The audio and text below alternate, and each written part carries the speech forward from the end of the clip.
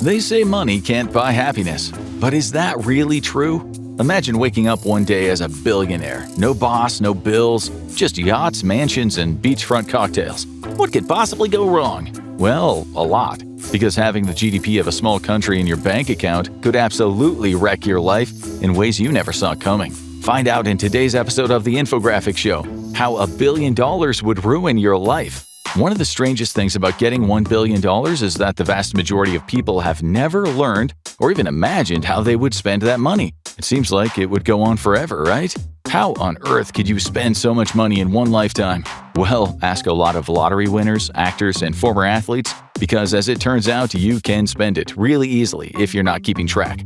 $1 billion or even hundreds of millions is such an astronomical sum that a lot of people who get anything close to it start a spending spree. For example, actor Nicolas Cage earned hundreds of millions appearing in critically acclaimed movies like Raising Arizona, Moonstruck, and of course Con Air and the National Treasure series. But if you've noticed a shift in the quality of his films around the 2010s, you're not imagining things. Cage's spending was so extreme he managed to burn through his entire fortune and fast. He bought mansions, castles in Europe to renovate, a private jet, even when his financial advisors told him not to, and a whole collection of Ferraris, Lamborghinis, Bentleys, and 9 Rolls-Royces. Rumors said that he had a full-time mechanic on staff to keep his fleet of luxury cars in the best condition. At one point, Cage dropped $276,000 on 2 albino king cobras. They weren't exactly friendly pets, and they spent most of their time trying to kill him. But instead of selling them, Cage went full Hollywood. He installed antidote serum on the walls of his home just in case anyone, including himself, got bitten. We're guessing most of his friends stopped coming over around that time. The party ended right around when the IRS pointed out that Cage still owed them $6.5 million, which he didn't have, and thus began the era of acting in anything for a paycheck in Cage's career. But not all once wealthy people went broke from wild hedonistic spending. Some gave it away, not out of recklessness but generosity. They poured millions into charitable causes and organizations they believed in, and in the end they didn't lose their money, they gave it up. The problem is, you won't just spend your billions on luxuries or the causes you care about. You'll quickly find out that everyone you've ever known suddenly has an emergency that they need help with. Family, friends, neighbors, even strangers from your town. And somehow scammers have your number on speed dial.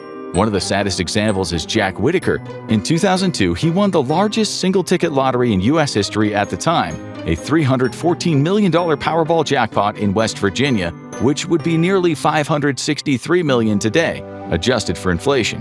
Whitaker took a lump sum payout, and after taxes, he walked away with $113 million. He gave his cash to everyone from religious organizations to waitresses and strangers that seemed like they needed help. $23 million of his winnings alone paid for the construction of 2 new churches. He bought the deli manager at the store where he bought his Powerball ticket, a new car, and a house. Whitaker might be one of the most generous lottery winners of all time. Unfortunately, word got around. Suddenly, people knew he was sitting on a lot of money and inundated him with requests for help. It was hard to say no when Whitaker was sitting on millions that he felt he didn't need. As he told ABC News, "Any place that I would go, they would come up. We went to a ball game, a basketball game, and we must have had 150 people come up to us, and it would be going right back to asking for money." Unfortunately, the problem didn't end with strangers asking for money. People suddenly launched endless frivolous lawsuits against his contracting firm, hoping for a payday of their own. Jack Whitaker, increasingly frustrated by all of his circumstances and everything happening around him, started suing people as well. All in all, he ended up involved in 460 legal actions, which sounds exhausting, honestly. Some of the lawsuits against him seemed deserved. 3 female casino employees accused him of assault, for one. Whitaker also had some issues with alcohol and gambling, but his vices really took off after he won an insane amount of money. He was arrested twice for driving under the influence. The effects of his win touched his family as well. Whitaker's wife left him dealing with his worsening alcoholism, gambling problems, and multiple stories of cheating. His granddaughter, Brandy Bragg, died of a drug overdose. Whitaker claimed friends had wanted her for her money and not for her good personality. Unfortunately, problems like that aren't limited to Whitaker. Once people become instantly rich, it's really hard to find out who your friends are. Sometimes, even your family members seem to change overnight. One study by Merrill Lynch found out that nearly half of multimillionaires regularly give money away to family members, including not only adult children, but siblings, parents, and even cousins. Of course, the study did point out that a lot of this was due to the generally tough economy wage-wise, but the researchers still ended up giving these multi-millionaires an apt nickname, the family bank. And the problem is, it's not just your family who's going to try to relieve you of the money you made. Sometimes it can be the very people who are in charge of managing your money in the first place.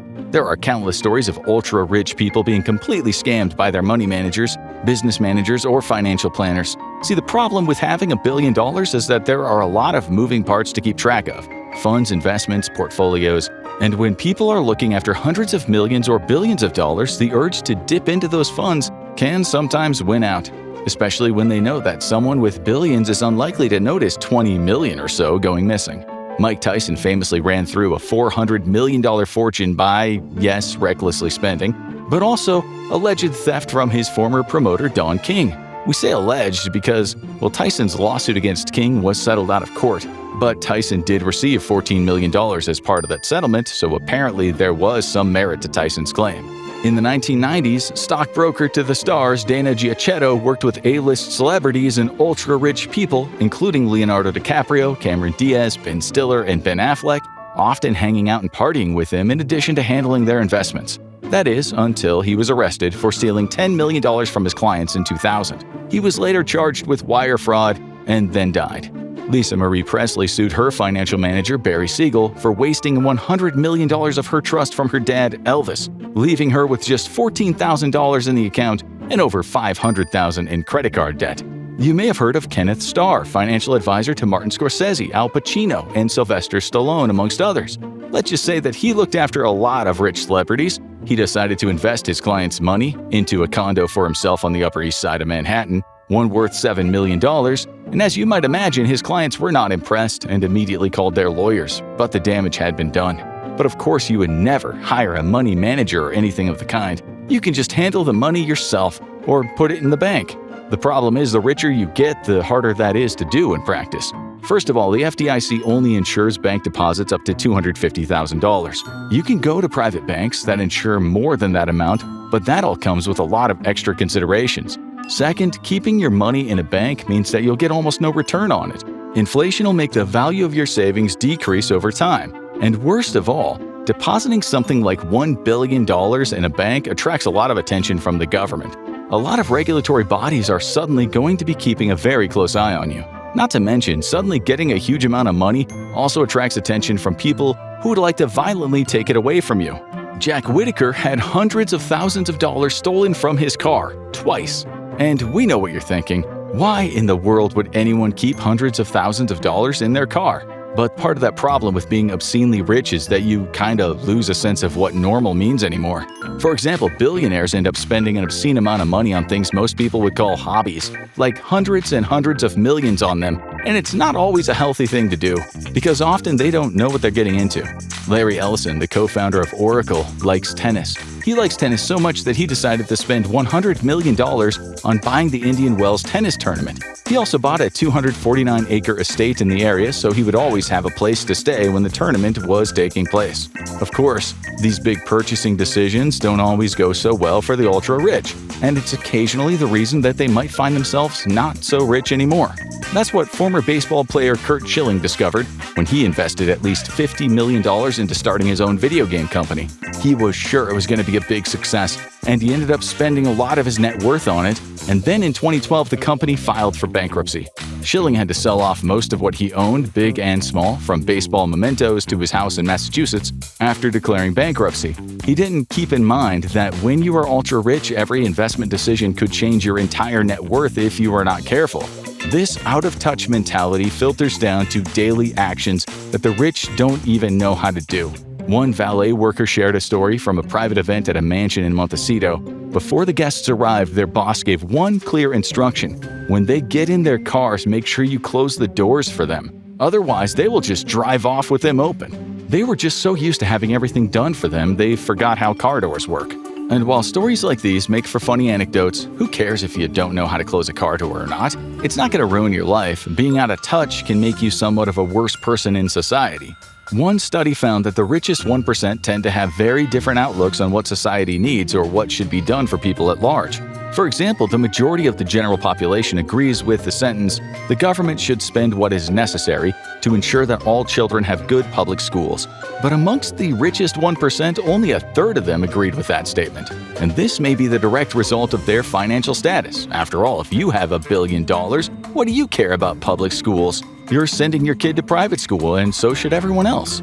And the worst impact on your personal life might not just be from how selfish you become regarding people around you, but something else entirely: the hit your love life will take.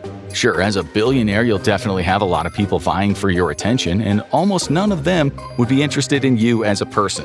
Clay Cockrell, a psychotherapist that specializes in the ultra-high net worth individual, says that people wonder all the time how billionaires could possibly be unhappy.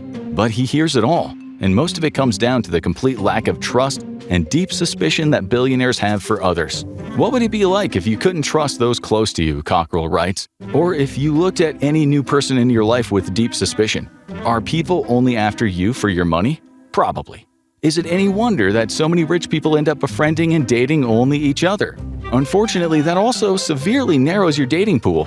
If the only people you feel comfortable dating are other billionaires, or at worst multimillionaires with family money, even when it comes to your friendships, a lot of those can suffer. Huge amounts of wealth can make relationships with people that don't have that wealth very awkward.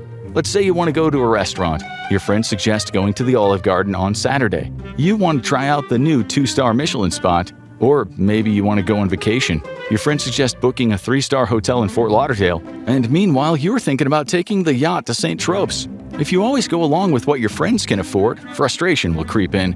You can indulge in the more expensive and often better things: 5-star dinners, exotic vacations, once-in-a-lifetime experiences, but they can't. If you start living the billionaire lifestyle, you'll need to find wealthier friends and leave your old ones behind. But maybe you can just treat your friends. Surely everyone will be happy then.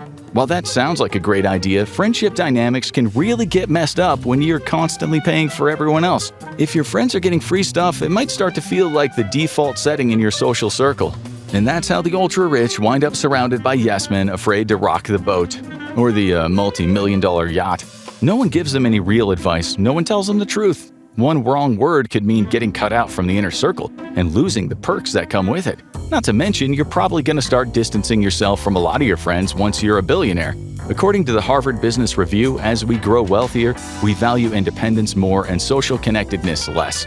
Multiple studies have found that rich people are less generous, even though they have way more money, and they're more isolated. Two factors that may be related. People become more isolated both because a sense of competition and selfishness sets in while chasing wealth and status, and because when we're poor, we need a strong community around us to survive. But when you're a billionaire, the people that were your support system now become unnecessary drains on your time that you could spend working to make more money. Because the other weird finding about super rich people is that they have almost no free time, in the US at least. There's been a disturbing trend amongst the richest American men. They have become the world's workaholics. Between 1985 and 2010, college-educated men lost 2.5 hours of leisure time per week on average. And it's not necessarily because they have to work so long, but rather, as economist Robert Frank says, building wealth to them is a creative process and the closest thing they have to fun. Which sounds depressing. The wealthiest men in America work 60 to 80 hours a week, and they have 3 weeks of vacation on average, which averages out to just over 3,400 hours a year.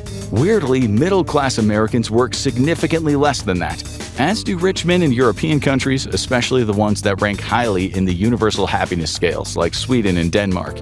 But at least with all that work and money, billionaires must be having the time of their lives, right? Well, that is if they haven't fallen into the trap of destroying their social circle. Maybe. Because as many researchers and a Harvard study found, the biggest predictor of health and happiness in a human being is the quality and number of their close relationships. Close relationships, more than money or fame, are what keep people happy throughout their lives. They are better predictors than IQ or even social class. Loneliness was even compared to big killers like smoking and alcoholism, in terms of the number of years it takes off of a person's life, and the general decrease in satisfaction it causes. Of course, it's not all bad news, since many billionaires do manage to live a happy life. If you just hold on to your ideals, have a really good support system, and generally stay grounded, you could do just fine. Take Warren Buffett, for example. He runs one of the most successful companies on the planet, Berkshire Hathaway. and he still lives in the same Omaha house that he bought for $31,500 back in 1958. Okay, so now it's worth between 1.2 and 1.5 million, but that's nothing compared to the value of most billionaires' home real estate. Bill Gates' 66,000 square foot Washington estate is worth $127 million. Seems that Buffett is focusing on everything science says gives you an actual happy life. He once gave students the following advice: do something you enjoy all your life. He followed it up by recommending people keep good relationships in their lives, saying be associated with the people you like. I only work with people I like. If I could make $100 million with a guy who causes my stomach to churn, I'd say no. Then again, if you were to suddenly get $1 billion, you'd also have to deal with the biggest problem most instant multimillionaires and billionaires don't expect: their complete and sudden loss of identity and purpose. Everything you do, so much of what defines you, your job, your hobbies, your home, your town, your social circle, can and most likely will change overnight. Your life will go from hanging out with a group of friends and relatives and some coworkers to suddenly being in social circles with a bunch of new people, most of whom have no empathy and all of whom don't really trust you. You'll let go of your former community, let go of your old job, and replace it with either no work at all, because why would you work? Or if you suddenly got $1 billion through some new tech company that you came up with, you'll overwork to the point of exhaustion, isolation, and depression. Not to mention you'll be instantly able to buy anything and everything you want. But it turns out that that's not so great either. Almost nothing you buy with your sudden influx of money will bring you the same happiness it once did. And that's not just a theory. Scientists at Stanford University, including assistant professor of psychiatry and behavioral science Nir Eshel, ran studies to understand why people tended to really value, even overvalue the things they got as a result of big efforts and hard work. They found out that the human brain is hardwired to release high amounts of dopamine after achieving something due to hard work, rather than having it come easily. Eshel explains why this may happen as follows. In an environment with limited resources, when we typically get rewarded only after really hard work, we may need high dopamine secretion to get us to do it again. So before you become a billionaire, were you saving up for a really cool guitar that you could play? Well, you just bought 5 of them signed by rock legends with a single phone call. Were you putting away some money every month for a 1-week trip to Paris? Yawn. Your friends were just in Paris yesterday, and they're going to Beijing tomorrow because honestly, Paris is so overrated right now. But if you still really want to visit, you'll ask your private jet pilot to meet you at the airport in an hour and take you there. Maybe that's why so many billionaires are constantly on an endless quest for more and more. Even after securing enough generational wealth to last centuries, at some point it's not just about the money anymore, it's about filling a void. Because when you can buy anything, purpose and joy suddenly become a lot harder to find. So now you know the dark side of extreme wealth. But do you think you've got what it takes to come out the other side smiling? Watch how to actually spend your lottery winnings and learn how to turn a jackpot into smart choices. Or click on this video instead.